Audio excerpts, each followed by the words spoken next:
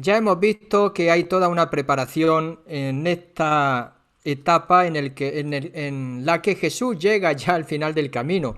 Digamos que el propósito del camino es ese, es Jerusalén. Ya sabemos, a través del anuncio de la pasión, qué es lo que va a significar el entrar de Jesús en Jerusalén.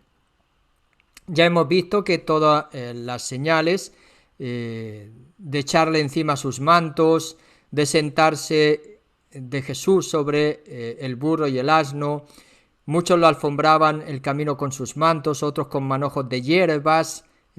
Está indicando todo el honor que se hace para honrar a Jesús como el Mesías esperado. Es una entrada triunfal de Jesús con todos los honores, aclamado por aquellas personas que le dan su adhesión como rey mesiánico, recordando una entronización real. Es el rey o el enviado del rey que entra, o el general victorioso que entra en la ciudad. Su dignidad regia que viene manifestada en la humildad del asno, del pollino, que representa que no va a ser una entrada militar de conquista de Jerusalén por medio de las armas, sino que él va a ser entronizado, y ahí ya nos hace mirar San Marcos más adelante en la cruz, donde será coronado como rey. Toda esa pompa sigue, y sigue a través de los versículos por los que seguimos. La última vez nos quedamos, creo, en el versículo 8, si no recuerdo mal, y entonces hoy vamos a seguir en estos versículos 10, 9 y 10. Ya vimos qué es lo que significaba alfombrar el camino, inspirado en Segunda Reyes, donde los oficiales lo reconocen. También en Segunda Reyes reconocen la realeza de Jehú de esta manera, los vestidos, que es el estilo de un rey que se va a manifestar, repito de nuevo, en la cruz. Muchos adhieren a Jesús, y adhieren a Jesús por el camino, alfombran el camino también, y los mantos, como esa adhesión, le entregan su vida. Y eso va a ser muy importante también en este momento. Y el versículo 9 y 10, que es el que hoy vamos a insistir hasta el 11, vamos a acabarlo, nos dice que tanto los que iban delante como los que seguían, hemos escuchado, gritaban. ¿Y cuál es el grito que ellos tienen? En el versículo 9, Hosana. Hosana, que se podía traducir también con sálvanos. Bendito el que llega en el nombre del Señor, o bendito el que viene en el nombre del Señor, según las traducciones que ustedes tengan. Ahí viene el bendito reino de nuestro Padre David. Bendito el reinado que llega, que es el reinado de nuestro Padre David. Y de nuevo se repite el Hosana o sálvanos, pero esta vez ya desde lo alto, desde los cielos. Tenemos que hay dos grupos, los que iban delante y los que le seguían. Aquí aparecen como dos grupos, ¿no? Los que le seguían significa que iban detrás. Los que le iban delante supuestamente eran los que le tendían las ramas, los que les tendían las vestimentas. Podría ser estos dos grupos de seguidores, los representantes de sus discípulos y los representantes de la multitud que lo acompañan en la entrada de Jerusalén. El grito sálvanos o hosana, que significa sálvanos, esto lo vamos a tener en cuenta porque es una aclamación mesiánica de petición a Dios que los salve, y los va a salvar por medio del Mesías, es decir, el Mesías prometido, rey davídico, que ahora va a entrar en Jerusalén a salvar al pueblo de Israel. Es toda una entrada triunfal. San Marcos pone todo esto con una pomposidad enorme. Después veremos para qué. Y veremos después para qué, cómo acaba, cómo aterriza este texto con tanta pomposidad, pero a la vez también ese aterrizar del Evangelio de San Marcos es como decir, muy bien, hasta aquí hemos llegado, ahora va a ser la manera del Mesías, la manera de Dios, como aclamación del rey mesiánico. Es como decir, si Jesús predica un reino universal, un reino de amor, es un reino de liberación, expulsando a los demonios, curando a los enfermos, librándonos de la ley. Es un reino que él ha anunciado también del seguimiento por el camino, un seguimiento que es renuncia, que es cargar con la cruz, que es renunciar a los primeros puestos, que es renunciar a las primacías, que es ser inclusivos y no exclusivos, que es un reino que busca ser los últimos y servidores de todos. Este es el reinado predicado por Dios, pero ahora resulta que suscita otra vez ese entusiasmo al estilo de los dos que le preguntan, que uno se siente a mi derecha, otro se siente a tu izquierda. Hosana es una transcripción del hebreo Hosi-Anna. Son dos palabras que significa sálvanos por piedad. Y viene del Salmo 118. Y aquí tenemos ya que hay una cita del Salmo 118. Este salmo es también clave en este texto de la entrada triunfal de Jesús en Jerusalén, junto con el texto de Zacarías, recuerdan, capítulo 9, la semana anterior, y el libro del Génesis, creo que era el capítulo 24, si la memoria no me falla mucho, que a mí cuando digo números me suele fallar bastantes. Ahora cito de memoria, si me equivoco me corrigen por favor. Entonces, sálvanos por piedad. Aquí viene otro salmo que en forma más breve va a ser Hosana. Hosiana, sálvanos por piedad, Hosana. Es un término que se junta a ese gesto de las ramas entretejidas, llamado Lulab, y se relaciona con la fiesta de los tabernáculos, llamada Sukkot. Era una fiesta nacional. Saben que es la fiesta donde se van a recolectar, que va ligada también a las fiestas de las semanas o de Pentecostés, y que recuerda evidentemente cuando el pueblo de Israel, saliendo de Egipto, va avanzando hacia la conquista de la tierra prometida. Por lo tanto, tiene también toda una connotación de conquista. Este texto se agitan las ramas diciendo Hosana en la procesión, es decir, sálvanos por piedad. Le piden a Dios, se dirigen a Dios para que los salve, y se refieren evidentemente al Mesías que está entrando ahora en Jerusalén. Por lo tanto, era una súplica a Dios para que salve a su pueblo asediado por la esclavitud o por la opresión, en este caso de los romanos, lo que subraya de una forma mucho más intensa el significado mesiánico de este texto.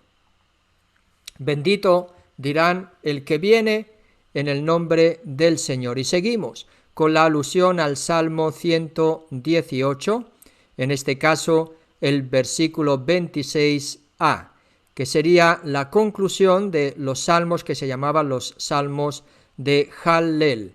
Los salmos Hallel son los salmos que van del 113 al 118, y estos salmos se recitaban en las festividades judías de los tabernáculos. De nuevo, la fiesta de los tabernáculos, la Hanukkah, también de la dedicación, la fiesta de la dedicación del templo. Saben que la dedicación tenía un doble aspecto, y el segundo era la dedicación del templo, pero que implicaba también la purificación del templo de Jerusalén. Y estaba también la fiesta, incluía la fiesta de Pascua y las semanas o de Pentecostés para el pueblo judío. Son los salmos 113 a 118. Bendito el que viene en nombre del Señor forma parte de estos salmos, de este grupo de salmos. Es el 118, 26a. Sobre todo el Salmo 118 era el más usado y el que se vinculaba sobre todo con los tabernáculos. Este salmo es un inicio, en un inicio era una bendición litúrgica, antes que mesiánica, y reflejaba sobre todo el modo en que aquellos que ya estaban en los alrededores del templo daban la bienvenida a los peregrinos que iban llegando. O sea que en una primera instancia podríamos pensar que ese bendito el que viene en nombre del Señor sería una aclamación que hacen aquellos que ya están en el templo, y que van viendo a todos los peregrinos acercarse hacia el templo y que van cantando la bienvenida a aquellos que se acercan en peregrinación hacia el templo. Eso en un lugar como fiesta judía. Pero resulta que los evangelios, es decir, los autores de los evangelios, no lo entienden como una aclamación litúrgica de los peregrinos que se acercan al templo, sino que lo entienden como una alusión a Jesús, a quien le cantan, bendito el que viene en nombre del Señor, es a Jesús. El bendito el que viene en nombre del Señor no son ahora los peregrinos que se acercan como cada año al templo en las fiestas, sino que es Jesús, el que es aclamado como el bendito, como el Mesías, que viene en el nombre del Señor para salvar a su pueblo. Ahí está el hosana, sálvanos por piedad. También en Marcos, por lo tanto, esa interpretación puede y tiene una connotación mesiánica muy fuerte por esta segunda dimensión que es llamado el reino, que veremos más adelante en el versículo siguiente, el reino de nuestro padre David. Vamos como concluyendo diciendo que el Salmo 118, 26, del que este himno y esta aclamación es una cita, se entendía ya en el judaísmo del tiempo de Jesús como un salmo mesiánico, es decir, como un salmo que se refería a la venida del Mesías. Y ahí tenemos que Jesús, por lo tanto, es el que ha de venir. Jesús es el vástago de David, lo dirá, el reinado de nuestro padre David. Veremos que también alude también a el libro de Samuel, este texto, y por lo tanto a otra profecía sobre el vástago de David, que va a restablecer el reinado terrenal de su antepasado, el rey David, por la poderosa fuerza de Dios, que se va a referir también después, hosana en las alturas, al Señor que mora en las alturas, la fuerza de Dios que mora en las alturas. Y eso es lo que nos va a decir los versículos siguientes. Por un lado, bendito el reino por llegar de nuestro padre David, y ese hosana en las alturas. Ahí tenemos bendito el reino por llegar de nuestro padre David. Otra referencia a otro texto mesiánico del Antiguo Testamento se refiere al oráculo 2 Samuel capítulo 7. Ese oráculo viene escrito y descrito. Saben ustedes que el reino que empieza por Esaú, David y después Salomón, y en tiempo de Salomón el reino se divide en el norte y se divide en el reino del sur. Y es referido por Natán también a un descendiente de David, que en una primera instancia se refiere a Salomón, pero que luego del reino de Salomón empezó a tener esa connotación mesiánica, refiriéndose a un vástago escatológico, es decir, que iba a venir al final de los tiempos, referido a la venida de David o el Mesías. Por lo tanto, aquí tenemos otro texto importante presente, sin citarlo explícitamente, en el texto de San Marcos, que es el oráculo de 2 Samuel capítulo 7. ¿Qué dice este oráculo? Pues que un descendiente de David va a tomar el sitio del reinado y lo va a constituir como un reinado permanente. Primero, como he dicho, se refiere a Salomón. Después se referirá a un vástago escatológico de David, que es el Mesías. Hay un midrash posterior que tiene el nombre de 4Q Florilegium, que lo interpreta este salmo como una purificación del santuario de la impureza de los gentiles. Se va a llevar a cabo la intervención y por lo tanto la entronización del rey davídico, ese vástago, va a realizar antes dice este Midrash, una purificación del templo. En Marcos lo vamos a ir viendo, creo que es el que me preguntó, disculpen, hay dos que me piden entrada, vamos a dejar que entren. Me preguntó sobre la higuera, y la higuera simboliza esa purificación que se va a realizar, precede a la purificación del templo. Entonces se refería este Midrash a este texto diciendo que esa va a ser la acción del vástago de David. Se repite el nombre de bendecir, pero esta vez bendito el que viene.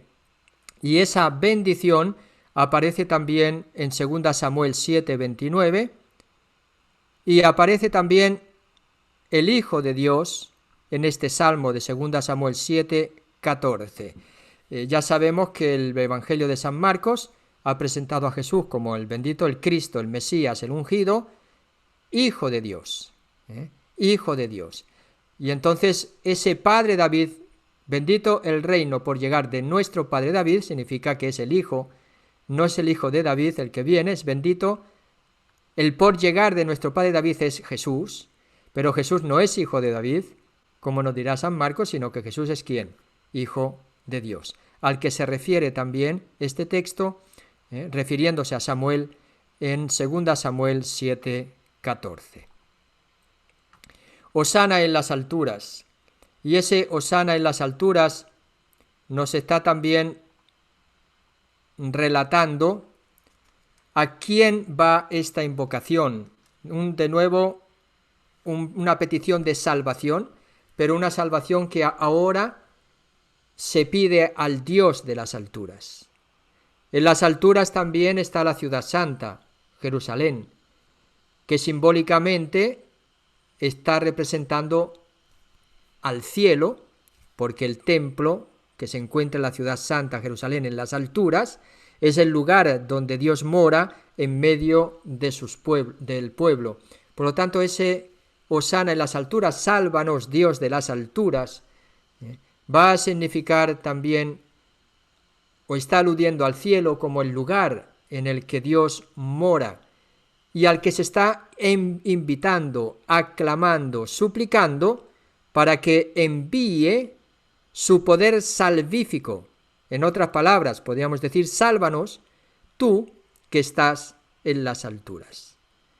Puede ser también una exclamación, dicen algunos, de sentimientos festivos, sin esa connotación mesiánica o de intervención divina que ahora nos va a salvar por medio de su Mesías.